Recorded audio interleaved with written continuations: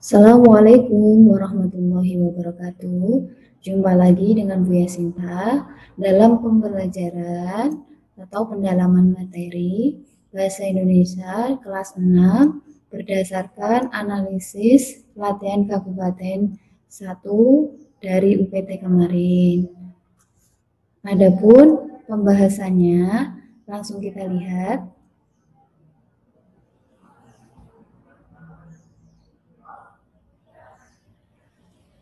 Nah, di sini sudah ada persentase hasil latihan ujiannya berdasarkan tingkat kecamatan Melati, bahwasanya dari 50 soal dari soal tryout Kabupaten 1 kemarin, untuk soal terendah atau berdasarkan SD atau MI yang siswanya menjawabnya benarnya paling sedikit atau banyak yang salah adalah di nomor soal 1, 2, 3, 8, 9,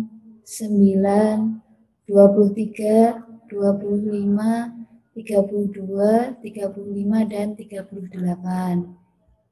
Nah, kita masuk ke soal nomor 1. Di soal nomor 1, kisi-kisi soalnya adalah menentukan makna kata atau istilah pada teks. Di mana kemarin Ibu juga sudah sampaikan dalam pembelajaran di kelas melalui video yang sudah Ibu kirim. Di mana untuk menentukan makna kata atau istilah ada dua macam, yaitu denotasi dan konotasi. Denotasi yang sebenarnya, konotasi yang kiasan atau telah ada perubahan baik penambahan atau pengurangan makna asalnya. Nah, selain itu, untuk menentukan makna kata atau istilah, itu kalian juga harus sering-sering membuka atau membaca Kamus Besar Bahasa Indonesia. Nah, contohnya ini buku yang Ibu bawa, ini sudah agak lama ya, ini contoh Kamus Besar Bahasa Indonesia. Nah, nanti kalian bisa pinjam di perpustakaan, baik di sekolah maupun yang di luar. Nah, cara untuk membuka kamus ini disesuaikan dengan abjad, baik itu kata atau istilah yang akan kalian cari. Nah, kita langsung masuk ke soalnya. Bisa kalian buka soal kemarin juga. Nah, ini di nomor 1 untuk min 1 Sleman hanya 8 anak yang menjawab benar. Jadi di sini juga termasuk salah satu soal yang dianggap paling sulit. Nah, Bu Yasin bacakan. Petani mengalami gagal panen. Penyebab utama gagal panen adalah serangan hama wereng. Upaya pemberantasan sudah dilakukan dengan penyemprotan pestisida secara masif, namun ternyata hama wereng tersebut resisten terhadap pestisida. Yang ditanyakan adalah makna resistan pada paragraf tersebut. Nah, resistan untuk cara menjawabnya, selain kamu juga belajar sering membuka kamus, kalian juga harus sering-sering ya, sering-sering berlatih menjawab soal seperti ini. Contoh resistan kalau dalam kamus,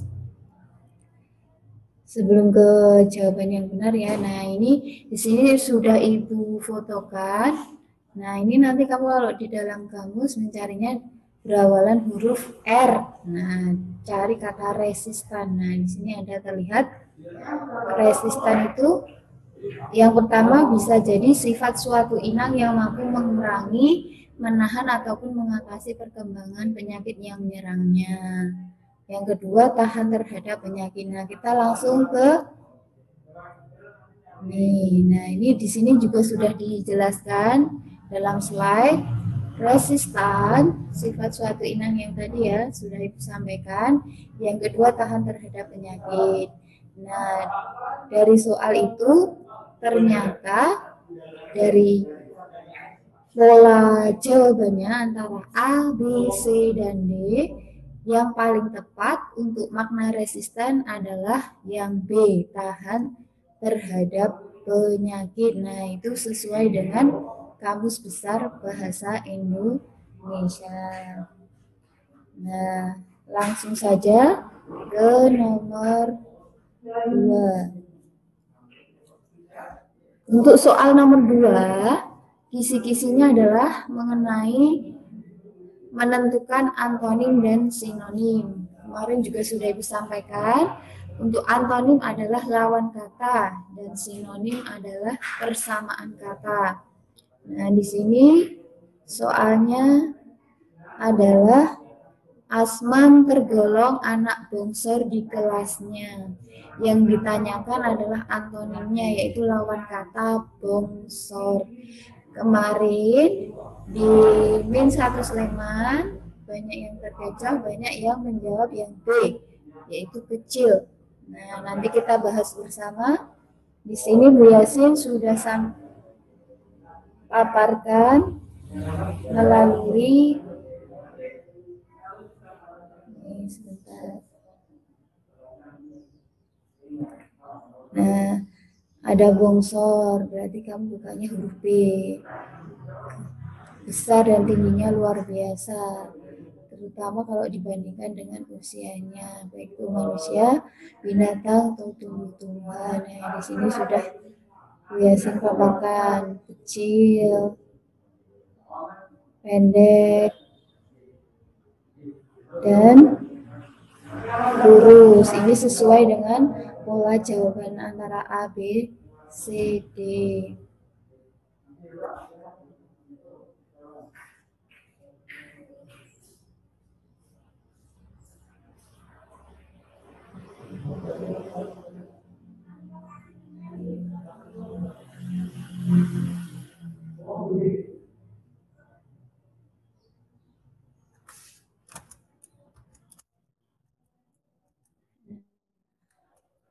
Di sini ya sudah Ibu paparkan.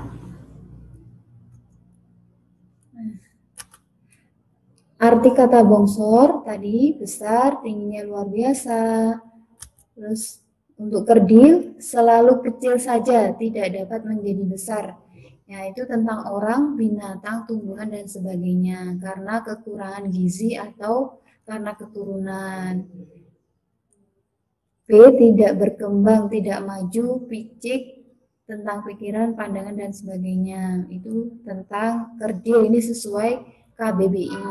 Untuk kecil, itu bisa jadi kurang besar keadaannya daripada yang biasa atau tidak besar. Terus bisa juga muda, sedikit bagian harta warisanku sangat.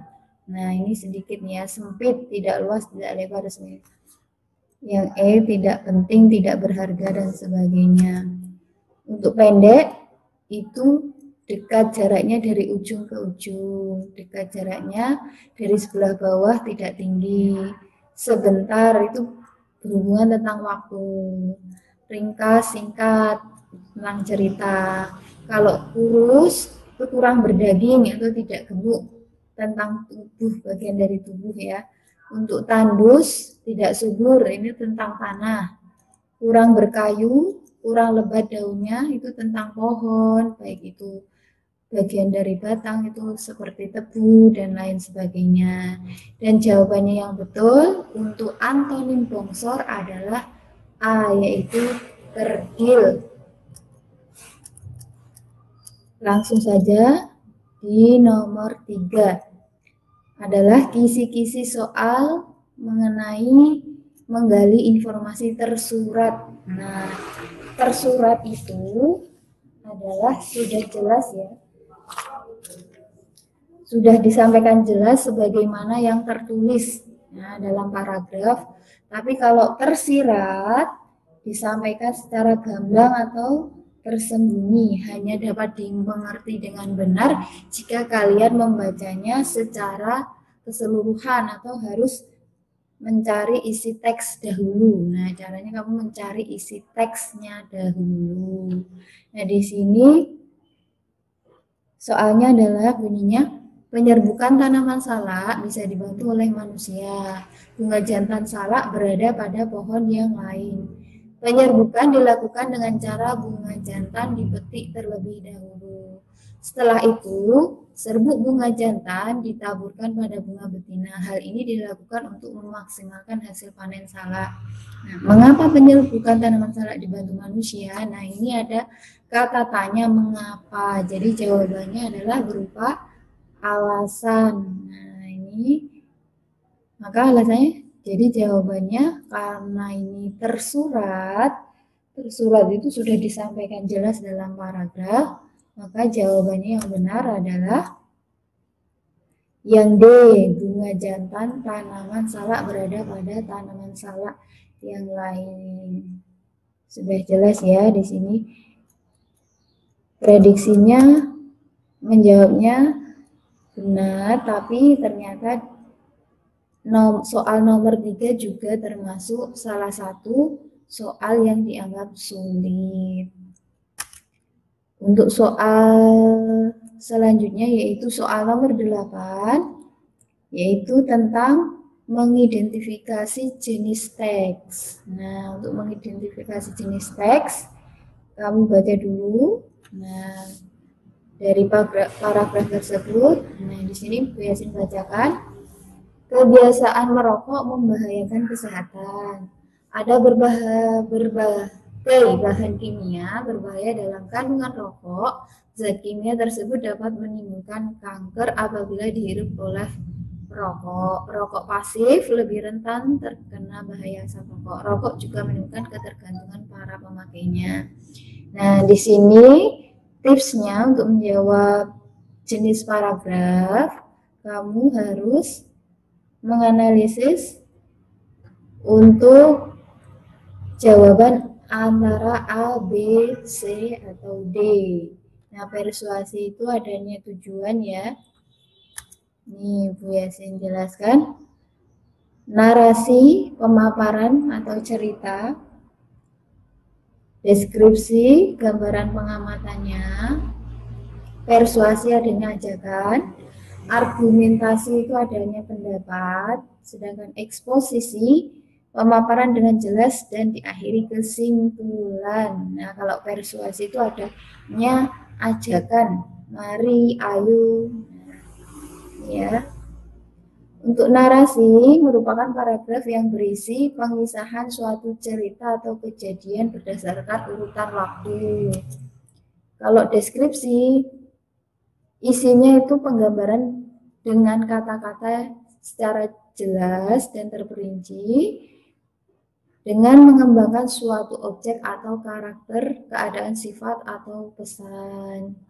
Untuk persuasi, berisi ajakan disertai alasan sehingga pembaca akan melakukan hal yang dimaksud.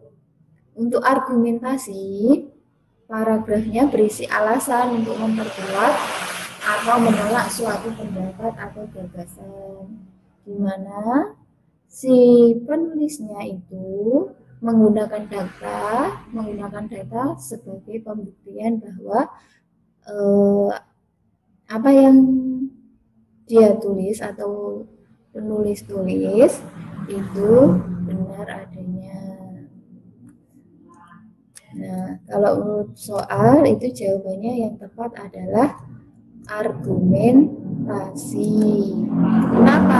Karena adanya pendapat. Di sini ada pendapat penulis. Nah, di sini bahwa perokok pasif itu rentan terhadap bahaya asap rokok, dapat ketergantungan para pemakainya. Itu adanya pendapat ya, di mana dia menggunakan data, bisa jadi wawancara atau observasi dan sebagainya. Untuk nomor selanjutnya adalah soal nomor 9. Ini kisi-kisinya adalah tentang memprediksi kejadian berdasarkan isi teks. Nah, di sini ada peristiwa sejarah di mana pada tanggal 28 Oktober 1928, para pemuda mengikrarkan Sumpah Pemuda. Ikrar tersebut merupakan modal berharga bagi terwujudnya persatuan. Tekad untuk bersatu telah mengesampingkan unsur kedaerahan, kesukuan, keagamaan, dan golongan. Berkat persatuan muncul organisasi-organisasi perkembangan nasional. Yang ditanyakan adalah hal yang akan terjadi jika para pemuda tidak mengikrarkan Sumpah Pemuda. Nah, jadi prediksinya kejadiannya itu tentang isi teks itu apa saat jika para pemuda itu tidak mengikrarkan Sumpah Pemuda. Nah, memprediksi itu apa? Memperkirakan peristiwa atau kejadian yang akan terjadi. Nah, jadi jawabannya, jika para pemuda tidak mengikrarkan Sumpah Pemuda, maka jawabannya yang benar adalah A. Rasa kedaerahan tiap pemuda masih kuat. Ya. Lanjut, soal nomor 23 mengenai keteladanan tokoh cerita, menentukan keteladanan tokoh cerita. Nah, ini suara kokok ayam bersahut-sahutan, tetapi ayah dan ibu Reno belum bangun. Dapur masih sepi. Reno terdiam sejenak, dalam hati ingin sekali Reno membantu ibunya. Reno bergegas ke belakang rumah mengambil sapu. Sampai di belakang rumah, hari masih gelap. Reno mengambil keputusan untuk mencuci piring dulu. Reno bersemangat membantu pekerjaan ibunya. Tanpa sengaja piring yang dia cuci terjatuh. Ayah dan ibu Reno terbangun mendengar suara tersebut. Mereka bergegas menuju dapur. Ada apa, Reno? Tanya ibu. Maafkan Reno, Bu, saya tidak sengaja menjatuhkan piring ini. Tadi Reno ingin membantu ibu, jawab Reno. Ya sudah, Nak, tidak apa-apa. Terima kasih kamu mau membantu ibu. Lain kali lebih hati-hati ya, kata ibu. Keteladanan yang ditunjukkan tokoh Reno adalah, nah di sini berarti keteladanan itu hal yang dapat ditiru atau dicontoh dari tokoh cerita di atas. Jadi, tentang apa? Jawabannya yang tepat adalah yang D, mau mengakui kesalahannya dan meminta maaf. Nah, ini Adi dalam cerita ada katanya ya, maaf, dan dia jujur kepada ibunya bahwasanya dia mengakui kesalahannya tadi, teledor memecahkan piringnya saat mencuci piring tadi, tapi dia jujur kepada ibunya dan meminta maaf. Itu yang dapat dicontoh dari cerita tersebut. Untuk soal nomor 25, ini tentang melengkapi kalimat berupa teks dengan istilah, kata, ungkapan, atau peribahasa. Nah, di sini kita harus menelaah atau mencari dari jawaban antara A, B, C, D itu yang paling tepat untuk mengisi ungkapan agar paragraf di atas itu menjadi paragraf yang tepat. Nah, ini ya. Tim nasional sepak bola U19 harus menelan pil pahit. Kekalahan dari Thailand memaksa tim kebanggaan kita titik-titik lebih awal. Nah, di sini belum ada jawabannya, masih rumpang ya, harus diisi. Latihan yang telah dilakukan belum berbuah manis. Namun demikian kita patut bangga atas capaian tersebut.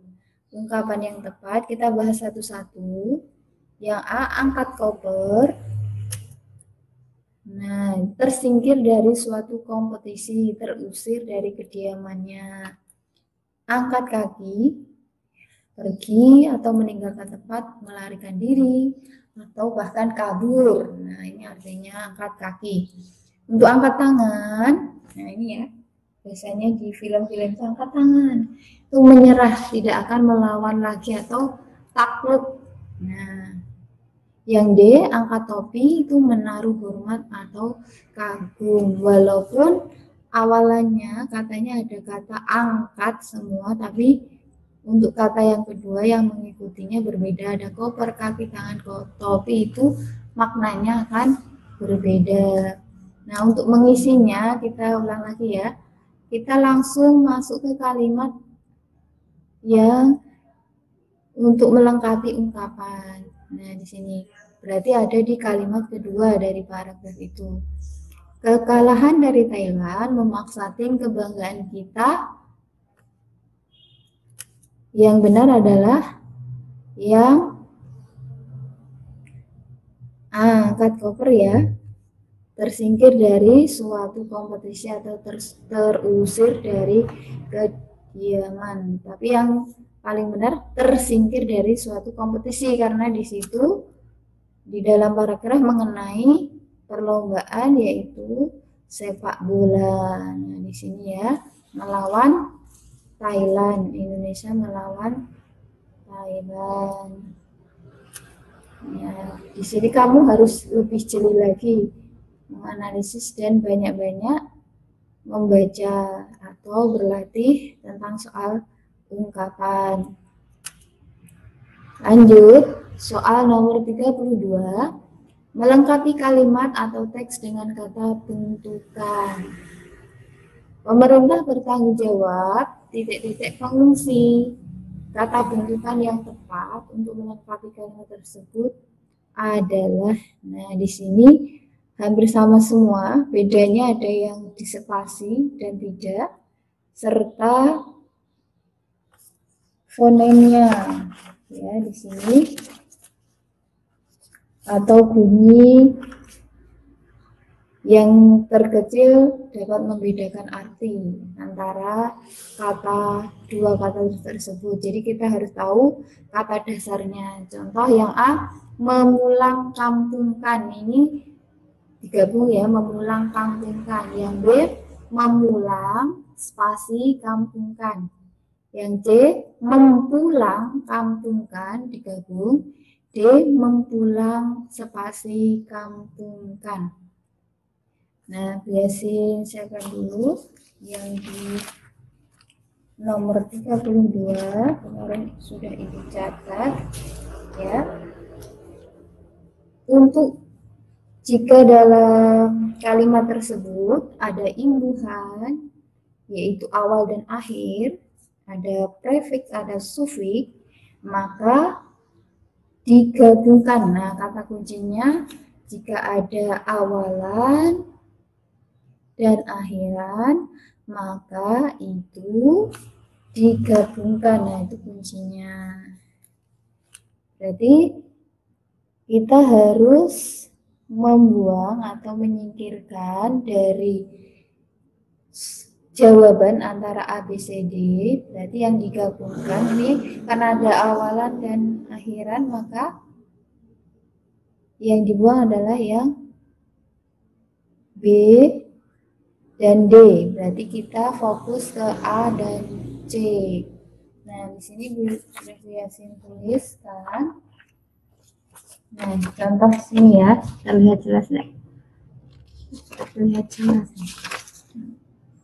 Mempulang kampungkan. Nah, itu kata dasarnya adalah pulang dan kampung. Nah, kata berawal fonem KPTS, fonem itu tadi ya, bunyi terkecil yang dapat membedakan arti. Jadi misal bunyi K dan G antara cager sama cakar. Nah, K sama G itu udah berbeda artinya.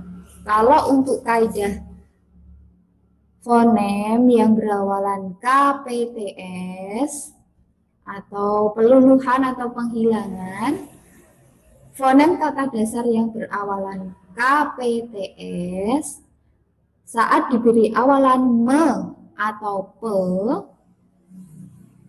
nah ini dirumuskan, maka lulu, atau bisa jadi huruf pertama yang diawali KPTS, maka huruf keduanya adalah huruf vokal A, I, U, E, O, maka huruf pertama pasti luluh jika huruf keduanya adalah huruf vokal. Jadi untuk kata pulang kampung yang paling benar di sini adalah yang A, memulang kampungkan. Jadi bukan mempulang, jadi P-nya karena diikuti huruf vokal U, maka P-nya luluh jadi hilang. Jadi yang benar adalah memulang kampungkan. Kenapa digabung? Karena tadi udah Yasin sampaikan, ada awalan dan akhiran. Nah, maka dua kata tersebut digabungkan menjadi satu. Maka yang benar adalah A, memulang kampungkan. Nah, soal nomor 35 itu mengenai kesalahan penggunaan ejaan. Nah, di sini contoh siswa kelas 6 SD Mulia akan membuat pohon cita-cita. Bu Umi meminta semua siswa menulis cita-citanya. Ani menuliskan kata astronot di kertasnya. Mira bercita-cita menjadi jenderal. Yumna bercita-cita menjadi anggota intelijen. Semua siswa tenggelam dalam euforia membuat pohon cita-cita. Kesalahan penggunaan kata baku pada paragraf tersebut adalah, nah kita harus menelaah satu persatu antara jawaban A, B, C, D. Nah di sini astronot ini tertulis semua astronot ya. Nah ini sudah Bu Yasin sudah dipaparkan dalam slide antara kata baku dan tidak baku. Nah, astronot yang sering kita dengar, jumpai, dilihat, dibaca di koran maupun yang lain itu seringnya tertulis astronot, padahal itu kata tidak baku, tapi sudah kita tuh sudah sering mendengar, membaca, melihat, maka dari itu dikira astronot itu penulisannya yang benar astronot, padahal itu kalau di Kamus Besar Bahasa Indonesia akan tertulis kata bakunya itu yang astronaut, yang benar tulisannya adalah astronaut. Nah, tapi pengucapannya adalah astronot, tapi penulisannya adalah astronaut. Untuk intelijen tadi ada ya, intelijen. Nah, intelijen itu kata baku, berarti di A itu sudah benar. Ya, itu kata baku. Euforia, kata tidak bakunya adalah euforia. Nah, ini kata bakunya euforia. Kalau digabung, kalau yang tidak baku euforia, tidak pakai U. Untuk jenderal di paragraf tadi adalah langsung jenderal. Nah, kata bakunya adalah jenderal, pakai E, jenderal. Kata tidak bakunya jenderal. Jadi antara jawaban A, B, C, D, kalau yang kemarin kalau di soal ada 3 itu, kalau dikunci adalah jawabannya D. Tapi setelah kita lihat, ya, ada kata astronot. Nah, astronot ini tidak bagus, berarti salah ya. Berarti yang A itu astronot salah, intelijen itu benar, penulisannya euforia benar. Berarti yang ditanya adalah kesalahan penggunaan, berarti A tidak termuat karena ada yang benar. Sini salah, benar, benar. Yang B, jenderal itu salah, yang benar pakai E, jenderal. Nah, ini salah. Tapi yang intelijen benar, ini juga benar. Jadi jangan dipilih.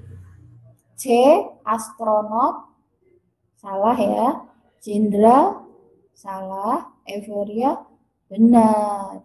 Yang D, astronot salah, jenderal salah, intelijen benar. Jadi di sini tidak ada jawabannya sebenarnya. Ya. Jadi kalian sudah tahu karena yang ditanya apa? Kesalahan penggunaan kata baku. Nah, di soal di pilihan jawabannya antara A, B, C, D itu ada benarnya semua.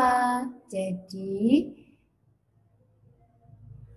Bu Yasin sebenarnya tidak ada jawabannya sebenarnya, walaupun di kunci itu D, tapi ini salah ya karena astronot itu astronaut. Jadi ini ada salah, tapi jenderalnya salah, intelijennya benar. Nah, tuh.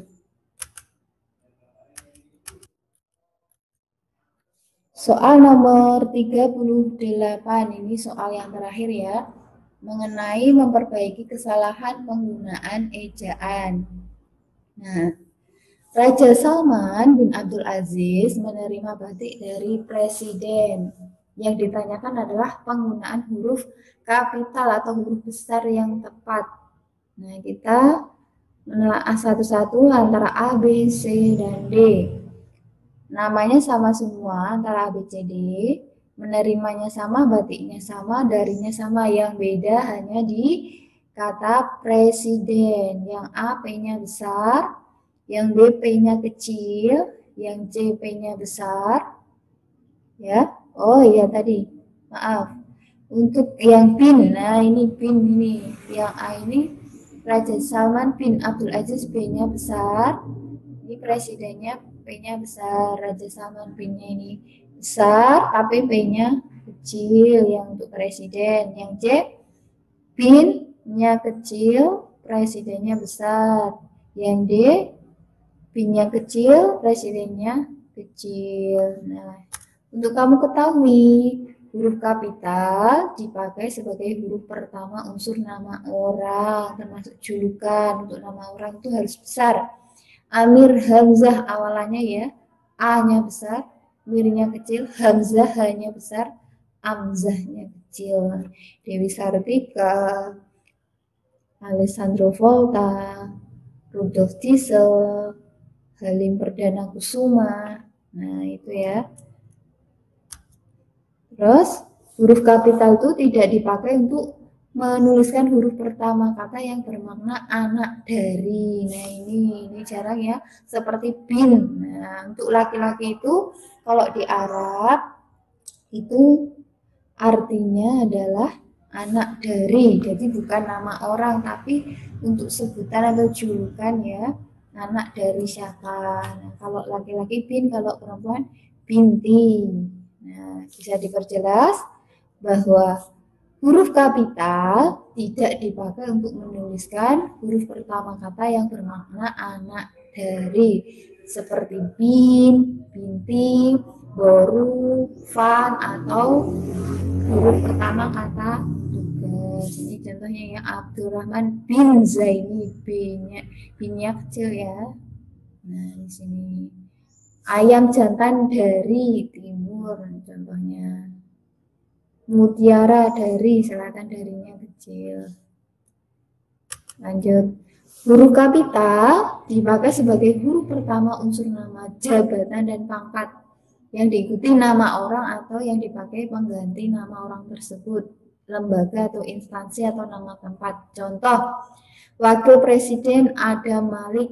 Nah, wakil ini besar ya, wakil presidennya besar karena diikuti nama orangnya. Terus Perdana Menteri Nehru. Nah, ini ada namanya, diikuti nama Profesor Supomo. Laksamana Muda Udara Hussein Sastra Negara, Proklamator Republik Indonesia Soekarno-Hatta, Sekretaris Jenderal Kementerian Pendidikan dan Kebudayaan, Gubernur Papua Barat. Berarti jawabannya yang benar adalah yang D. Raja Salman, R-nya besar, Salmannya S-nya besar, bin-nya kecil, Abdul Aziz, A-nya besar, A-nya dari kata Abdul dan Aziznya benar, A besar. Terus presidennya kenapa kecil? Karena di sini tidak diikuti nama presiden tersebut. Jadi karena tidak diikuti nama, maka untuk kata presiden P-nya harus kecil. Tapi jika tadi yang sudah dicontohkan, jika diikuti nama, maka hurufnya besar. Nah, ini contoh tadi, wakil presiden ada Malik, maka ada namanya, maka presidennya besar. Nah, itu saja yang dapat Ibu sampaikan. Sebelumnya, Ibu ingatkan kembali tips untuk mengerjakan soal-soal tersebut. Kamu harus banyak berlatih, sering-sering baca, sering buka Kamus Besar Bahasa Indonesia. Ini khususnya untuk bahasa Indonesia ya.